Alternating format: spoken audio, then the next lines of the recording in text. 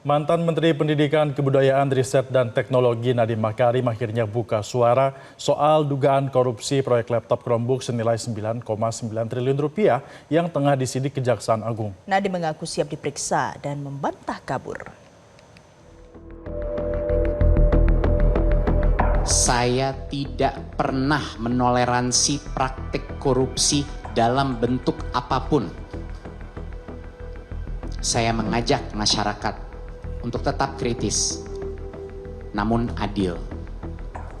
Tidak terburu-buru dalam menarik kesimpulan. Disukan menjadi buronan kasus dugaan korupsi pengadaan laptop Chromebook senilai 9,9 triliun rupiah di lingkungan Kementerian Pendidikan, Kebudayaan, Riset, dan Teknologi, Nadiem Makarim akhirnya muncul ke publik.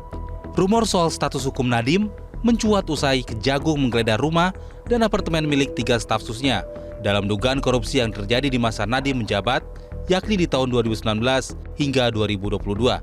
Kuasa hukum Nadiem, Hotman Paris, memastikan kliennya mematuhi proses hukum dan siap untuk diperiksa.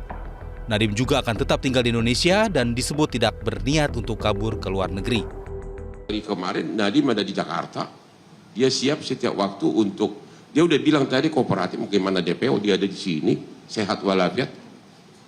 Nggak benar, justru tujuan dilakukan konferensi pers ini adalah untuk menerangkan ke publik bahwa Nadiem itu akan kooperatif, menghargai kewenangan kejaksaan, dan siap setiap waktu, dan tidak ada, dan membantah seolah-olah kabur atau kemana, ada di dalam negeri.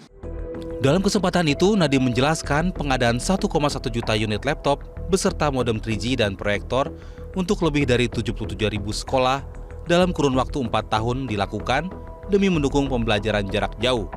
Nadiem mengaku terkejut Kejaksaan Agung mengusut dugaan korupsi pengadaan laptop di kementeriannya itu.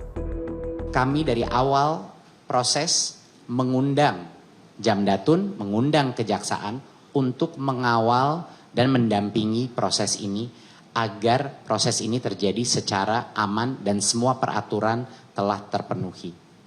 Di luar itu pun kami melakukan, Kemendikbudristek melakukan konsultasi kepada KPPU untuk memastikan bahwa tidak ada unsur monopoli di dalam proses pengadaan ini.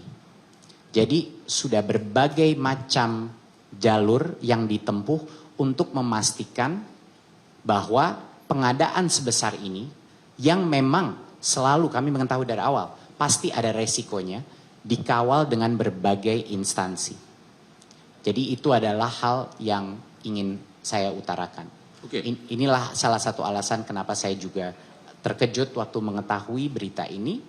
Sementara Kepala Pusat Penerangan Hukum Kejaksaan Agung Haris Siregar menyatakan penyidik masih fokus mengumpulkan bukti sebanyak mungkin untuk membuat terang tindak pidana tersebut.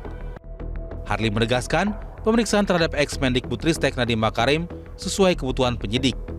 Ia meminta semua pihak untuk tidak berpolemik dan menghargai pandangan yang muncul di masyarakat. Yang jelas, menurut Harli, penyidik Kejaksaan Agung berpedoman pada bukti-bukti yang diperoleh dalam kasus itu. Tim Liputan Metro TV.